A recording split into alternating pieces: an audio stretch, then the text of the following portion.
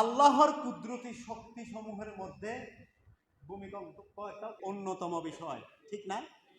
এক ঝাঁকুনি দেওয়ার সঙ্গে সঙ্গে রান্নাঘরের বুয়াও যেমন পালাবে, ওই ঘরের মালিকও পালাবে, ঠিক কিনা বলেন? এক ঝাঁকুনি দেওয়ার সঙ্গে সঙ্গে ইন্ডাস্ট্রির মালিকও যেমন পালাবে, শ্রমিকরাও পালাবে। একটা ঝাঁকুনি দেওয়ার সঙ্গে সঙ্গে ডিসিএসপি যেমন পালাবে, সিপাহীও পালাবে। প্রধানমন্ত্রী যেমন পালাবে, সংসদ সদস্যও পালাবে, ঠিক কিনা বলেন?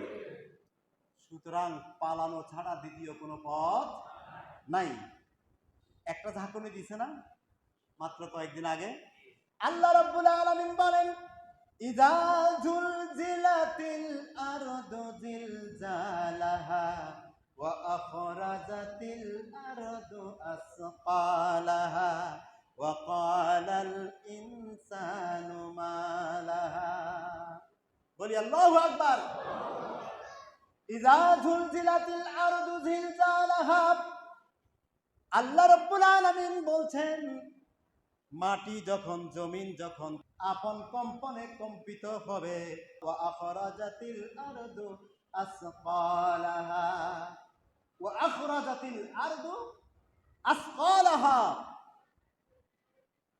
জমিন তার যে অবস্থান এটা যখন নিজে নিজে ছেড়ে দিবে, ওয়াকালাল ইনসানু মা লাহা, মানুষ তখন দৌড়বে আর বলতে থাকবে কি হচ্ছে কি হচ্ছে কি হচ্ছে। সুবহানাল্লাহ। সুতরাং আমার আল্লাহর এই যে কুদরত, এই যে শক্তি, এটাকে বিশ্বাস করতে হবে কিনা? ভয় পেতে হবে কিনা? ভয় যদি পাই তাহলে আমার রাসূল বলছেন এই সমস্ত কিছু দেখার সঙ্গে সঙ্গে আল্লাহর কাছে তওবা করো। কি করো? তওবা করো। আল্লাহকে ভয় আমাদের নাই বিধায় আজকে এই রকম ভূমিকম্প, এই রকম প্রাকৃতিক দুর্যোগ। আল্লাহ রাব্বুল আলামিন বলেন, জাহারাল ফাসাদু ফিল বাররি ওয়াল বাহরি বিমা কাসাবাত আইদিন নাস, যা কিছু বিপর্যয় সব মানুষের হাতের কামাই। সব মানুষের কি? হাতের কামাই। আমার রাসূল বলতেছেন, মানুষ যখন অবৈধ সম্পদ অর্জন করা শুরু করে, কি করে? এক।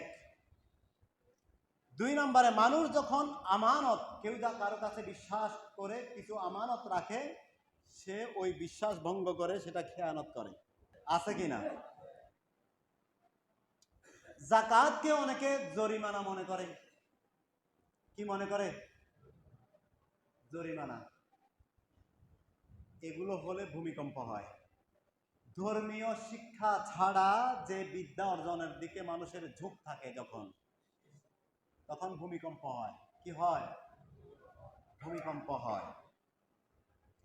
পুরুষ তার স্ত্রীর অনুগত হয়। কি হয়?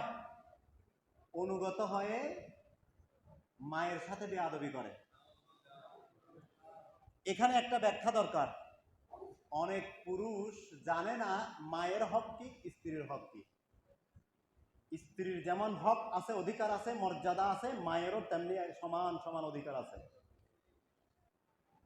মা মায়ের জায়গায় বেশি, স্ত্রী স্ত্রীর জায়গায় বেশি। স্ত্রীকে যথাযথ সম্মান যদি দেওয়া না হয়, আপনিও কাঠগড়ায় দাঁড়াতে হবে। মাকে যথাযথ সম্মান যদি দেওয়া না হয়, কাঠগড়ায় দাঁড়াতে হবে। পুরা ব্যাখ্যা দেওয়া অনেক কঠিন, এই সময় মাত্র আর 2-1 মিনিট আছে, সম্ভব না। এইটুকু বুঝে রাখেন, স্ত্রীকে কোনো অবস্থাতে যেমন অবহেলা করা যাবে না, মাকেও কোনো অবস্থাতে অবহেলা করা যাবে না। মনে রাখবেন, সবচাইতে বড় পৃথিবী হলো মা। সন্তানের জন্য সবচাইতে বড় পৃথিবীকে মা। যেমন বড় পৃথিবী, স্ত্রী তেমন বড় বন্ধু। আমার রাসূলের কথা। কার কথা? এগুলো কোনো এক সময় যদি সুযোগ হয় বিস্তারিত বলতে পারবো। বন্ধুকে কাছে রাখার জন্য বাবার সাথে বেয়াদবি করে, আছে না? বন্ধু বড়, বাবা ছোট, এইরকম জ্ঞান করে অনেক ছেলে, আছে কিনা? কুলাঙ্গার। এগুলা কি? কুলাঙ্গার। এগুলো যখন সমাজে বেড়ে যায় তখন আমার রসুল বলতেছেন ভূমিকম্প বেড়ে যায়। মসজিদে এসে যদি শোরগোল করে, মসজিদে নেতাগিরি করে, আছে না কিছু মানুষ ঘরে বউয়ের পিঠা খায়, বউয়ের কি খায়, পিঠা খায়, মসজিদে এসে কি করে, নেতাগিরি করে, আছে না এরকম? আছে। ভূমিকম্পের লক্ষণ। কিসের লক্ষণ? ভূমিকম্প হয় মসজিদে, এটা আল্লাহর ঘর। প্রধানমন্ত্রীর ঘরে গেলে তো আপনি আওয়াজ করবেন যে এমন ভাবে যেন আপনি ছাড়া আর কেউ না শুনে, ঠিক কিনা বলেন? আর সমস্ত কুল কায়নাত 18,000 মখলুকাতের স্রষ্টা যিনি, তার ঘরে আপনি এসে নেতাগিরি দেখান না। আল্লাহর রসুল বলতেছেন এগুলো যখন হয় তখন ভূমিকম্প হয়। আরেকটা বিষয়, অযোগ্য ব্যক্তি সমাজে যখন নেতা হয়, অযোগ্য ব্যক্তি সমাজে যখন কি হয়, নেতা হয়, আমার রসুল বলতেছেন এগুলো যদি হয় তখন ভূমিকম্প হয়। আর এই ভূমিকম্প হলে ওই নেতাও দৌড়, ওই নেতার অনুসারীও দৌড়।